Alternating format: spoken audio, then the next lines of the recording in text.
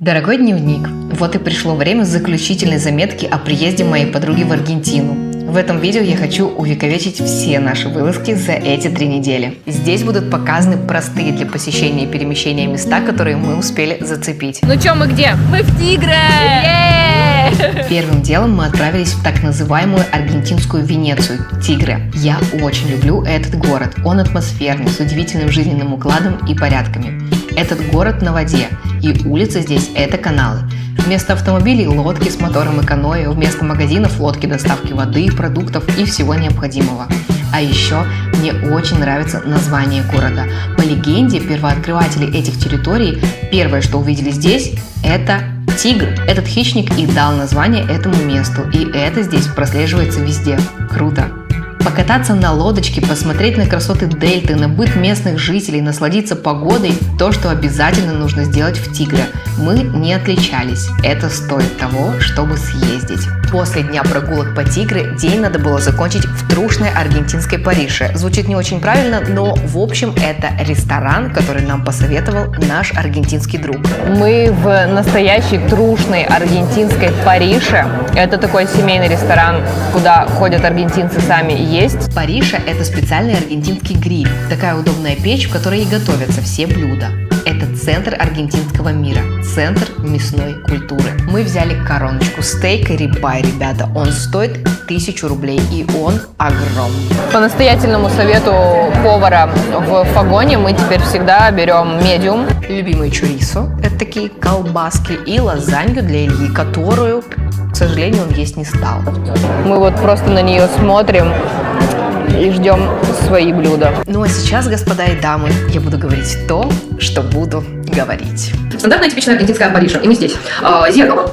Плохо будет, наверное, видно, но оно дико грязное. Пылища, красотища, пол, к которому прилипает все. Раковину со сколом простить можно. Да, чувак, должно все новое, так сфокусируйся. Ну, грязь в раковинах, конечно, жесточайшая. Вот. Резор аргентинский пол. О, боже мой. Кстати, прилипает все, но не прилипает к полу. Что-то непонятное. Вот такая здесь была дверца. Такого цвета. Ну, ржавчина, да, имеет место быть. Туалет. Ну, в общем, в целом, на первый взгляд, очень даже ничего. Ёршик. Такой вот ёршик чудесненький. Там вот как бы, да, немножко пыльно. Немножко. Ну, вот такие строчки вот все. Вот. Ну, вот так как бы меня хейтят, что говорю, да, ужасный. Ужасные туалеты, ужасные рестораны. Я ничего не говорю. Просто вот как бы оставляю на ваш взгляд. Что как? Нормально? Ненормально. Общественные туалеты такие есть везде, но в Аргентине это скорее правило, чем исключение. Туалеты безобразные везде. Причем я не понимаю, почему. Даже если заведение не хай-класса, это не значит, что здесь должно быть грязно. Справедливости ради оценим туалеты и в России, обещаю. В Буэнос-Айрес мы выбирались стабильно. Лето, любимые люди и прекрасный город. Что еще можно пожелать? Но и Ла-Плата не отстает. Мы нашли потрясающий вид на город в баре на крыше одного из местных отелей. И это того стоило. Смотреть на закат на крыше с видом на собор – удовольствие. В такие моменты жизнь тягучая и до невозможности хороша. Приятно. И, конечно, мы распаковывали подарки, готовили суши, да и вообще кайфовали. А еще мы отправились на кладбище. Да-да, не спрашивайте. Смотрите. Кладбище Реколета – это настоящая достопримечательность Буэнос-Айреса. Здесь проходят экскурсии, и ежедневно сюда стекаются сотни туристов. Единственное… У нас всегда все с приключениями, потому что мы забыли в ресторане в Париже бисиклету. Вот, благо мы ее уже забрали, но это отняло у нас время. Короче, здесь я как-то по-тупому пыталась объяснить, что мы не смогли с первого раза пройти на кладбище Реколеты. А все потому, что платить за вход необходимо только картой. У Алены есть русские карты, но русские карты из-за санкций нигде не работают. В наличке нам отказали. Наличкой за вход платить нельзя. А мы, как назло, все деньги со своих местных карт положили на транспортные карты, так как необходимо везде платить за проезд. Соответственно, мы остались неуделы, нам пришлось срочно бежать в ближайший киоск для того, чтобы пополнить наличкой свои местные карты, чтобы заплатить хоть как-то за вход на кладбище. Блин. Мы зашли.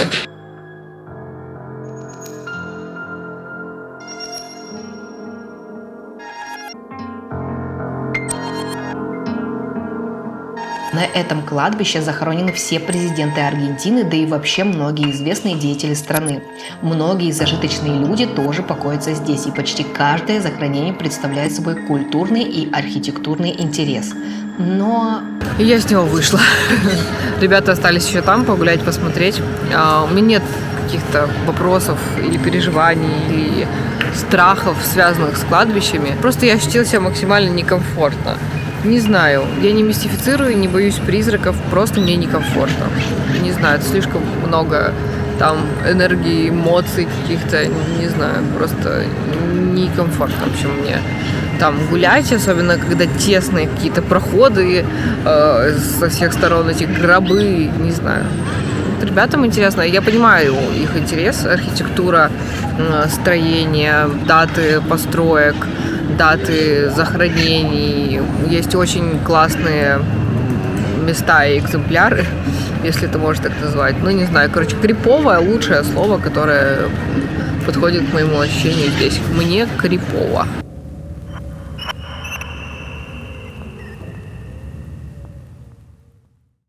Нечего там бояться, это понятно, но это какой-то естественный дискомфорт, природный, тем более, что некоторые склепы были треснуты, и в них прям торчали гробы. Мне было дискомфортно ходить между человеческими останками. Однако оно и понятно, что место культовое и интересное. Просто я очень эмпатичная и сильно впечатлительная, даже несмотря на то, что я абсолютный реалист. Ребята же с удовольствием изучали надгробия и истории захороненных людей. Кладбище находится за забором. Из-за забора видны верхушки склепов, и эти верхушки склепов смотрят непосредственно на торговый центр, что символично, ведь торговый центр – это центр развлечения, центр жизни, центр веселья. Но именно в этом месте мы и решили отужинать, зайдя в знакомый нам ресторан, который специализируется на разных пастах.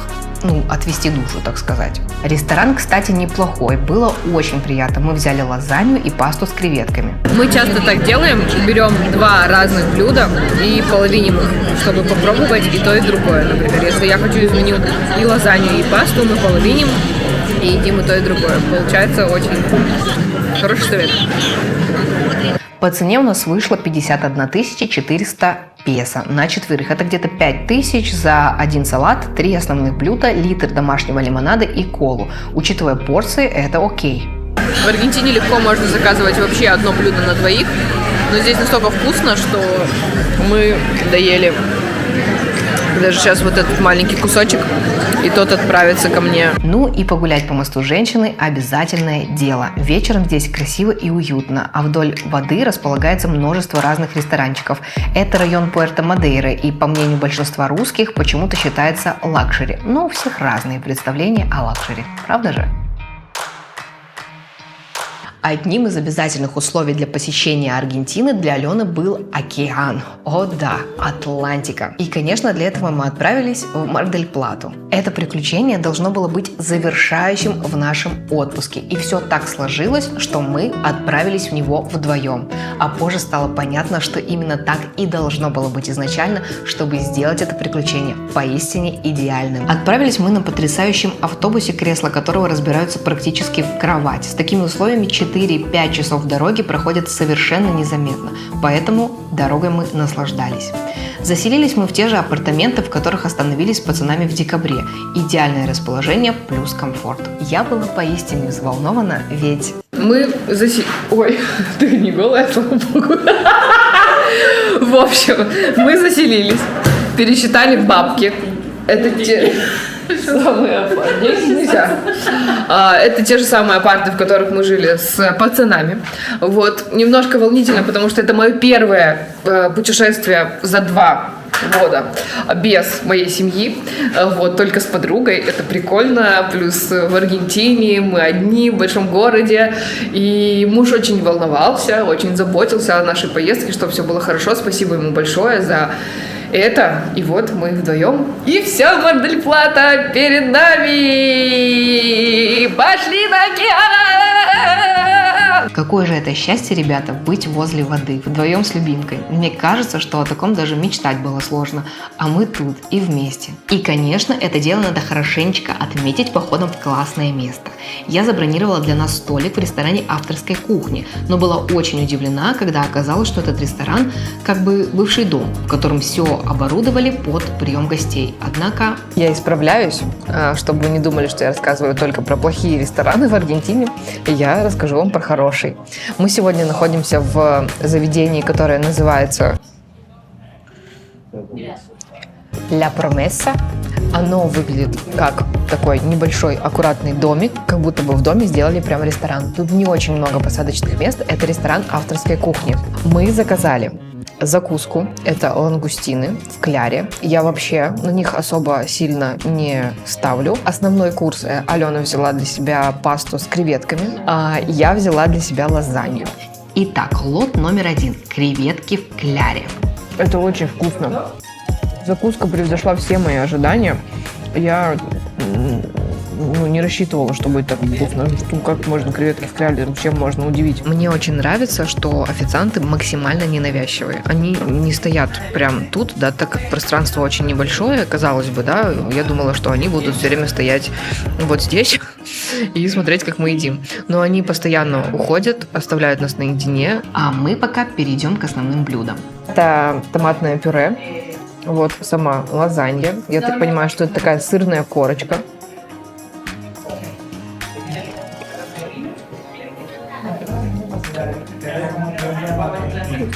Это очень вкусно. Потрясающе. Сверху такая хлебная, как будто бы немного корочка. А внизу, внутри сыр, листы лазаньи непосредственно, томаты, шпинат. Очень вкусно. Прям 10 из 10 вообще. Hierbas y manteca, todo está procesado para con eliminación en la casa, salsa de soja y secreto. Невероятно. И она имеет еще такой густой вкус. Просто реально. Туалет мы, естественно, проверили тоже. Ну а что? Рубрика «Туалеты в ресторанах». Прекрасный туалет в прекрасном ресторане. Мужской, женский. Чистота. Перфекта. Перфекта. Полы. Неплохо. Все очень красиво. Освежитель воздуха. Проветривание. Короче, сколько я вижу, все для аргентинского туалета прям шикарно. Заходим внутрь. Кабинка одна. Как показывает практика, больше и не надо. Все супер, все чисто, все прекрасно, бумага есть. В хорошем ресторане хороший туалет. Рестораном мы остались очень довольны. В общем, мы заплатили за ужин 42 тысячи песо. Это приблизительно по 2000 с человека. Помимо того, что я показываю, стоит отметить, что мы очень много гуляли, разговаривали, смотрели какие-то шоу на ютубе, дурачились. В общем, проводили время как две беззаботные подруги в отпуске. Это классный вайб, и мы действительно давно так не отдыхали. Доброе утро на завтраке с океаном. Это прекрасно. Оля! Buen día. Давай, показывай, что у тебя. Qué lindo. Ого, там так много хмона. Хмон и queso. Вот это просто Супер. божественно. Я очень люблю местные тосты, которые называются примавера, что в переводе означает весна. И вообще завтракать так – это отдельное удовольствие. Алене вообще хотелось все время быть возле океана, и ее можно понять. У нас сегодня по плану завтрак около океана, просмотр морских котиков, знакомство с морскими львами и купание в океане. Я, конечно, купаться не буду, потому что за окном 18 градусов, но моей подружане пофиг, потому что она летела через полмира, чтобы покупаться в Атлантическом Я океане. пролетела этот Атлантический океан, чтобы искупаться в нем. Вот и все. Да, поэтому она будет купаться, а я буду с берега ей ручкой помахивать. Да, и вчера, когда она ходила по воде, первое, что она сказала: океан лед. Ну я привыкла. Посмотрим вместе с вами. Погнали. Вот опять-таки хочется отдать должное прекрасным аргентинцам. прекрасные люди есть везде, правда. Но вот мне так везет, что у меня в Аргентине прям концентрация всегда прекрасных людей. Мы сейчас ехали на такси, и замечательная водитель, увидев, что мы поставили точку не туда, куда бы мы хотели поехать, она уточнила, точно ли мы хотим туда. То есть не просто довезла нас, да, там, в Uber мы поставили точку, она провезла бы нас, заставила там, и поехала бы по своим делам. Но нет, она уточнила, точно ли мы едем туда, скорее всего, нам надо вот в другое место. Довезла она, сказала: деньги не вытаскивайте, в руках не носите, прячьте все в сумку, значит, сходите вот туда, и вот это посмотрите, и вот там вы увидите то, и вот ресторан хороший этот. Это просто приятно и просто классно, когда вот с такой любовью, не знаю, люди относятся к своему делу и к туристам, которые к ним приезжают. Круто! Ну а мы отправились смотреть на морских львов, которые по праву занимают одно из главных мест в списке для посещения. Все равно круто, даже если учесть то, что я была здесь не так давно. Следующая точка, которую обязательно надо посетить в Мар-дель-Плате, это второй пляж резерва Натураль де Мар-дель-Плата. И мы здесь. Какой же все-таки прекрасный океан, ребята. Этот воздух, пляж и ощущение, когда ты дышишь в ритме стихии. Мысли улетучиваются, а ты просто перманентно находишься в состоянии медитации. Невероятно. Как жаль, что не передать вам, ребята, красоту океана. Не передает камера, никакая, никак. Едьте сами. Это стоит вообще всех денег мира. Невероятно.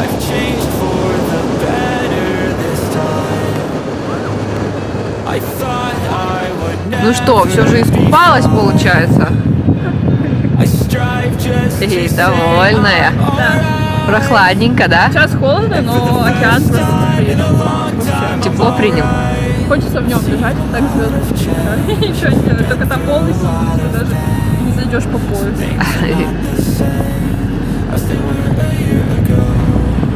Ну и пора отобедать. Продолжаем обозревать аргентинские рестораны. На этот раз достаточно типичный аргентинский ресторан, но хороший, прекрасный. Сейчас мы еще попробуем, насколько это все вкусно. Но смотрите, вот, смотрите, как красиво. Это энсалада руса. И тут вот разные закусочки, кальмарчики, прям слюнки текут. Ну и, конечно, все, что связано с кляром и картошкой фри, папас фритос, аргентинцы знают об этом все. В оценках мы разделились, но это типичнейший аргентинский ресторан для обеда и ужина. Он хороший, но по-аргентински хороший. Это сложно объяснить, это надо попробовать, чтобы понять. Зато в этом заведении за отпуск мы бывали не раз. И снова мы здесь. Мостаза – это любовь и отдельная гордость для меня, так как это аргентинский бизнес. Все в нем прекрасно, от брендирования до качества продуктов, вкуса еды. Здесь реально вкусно. Подружане заценила, и вот, например, в Макдональдс не просилась ни разу, а я, в свою очередь, закрывала другой свой гештальт. Я всю жизнь мечтала попробовать яблоки в карамели вот эти. Когда мы были в Диснейленде в Париже, мы прибежали, там уже, после всех аттракционов, естественно, чтобы посмотреть салют и грызть яблоко, и яблоки уже закончились. Я очень расстроилась, а тут все как-то, не доходили руки купить. Вот. Отпуск – это хороший повод. Ну и в целом, гулять по Мар-дель-Плате вечером – это сплошное удовольствие. Как и любой курортный город, Мар-дель-Плата полна развлечений для туристов. Травести-шоу, соревнования на ловкость Месси, а я вот за донат с трансформером фоткалась для сына. А еще мы сделали памятное фото в фотобудке. Я очень люблю такие символичные вещи. Это как-то душевно, как-то символично, мило. Да, классно. Ну и повторюсь, нам важно было провести время вдвоем.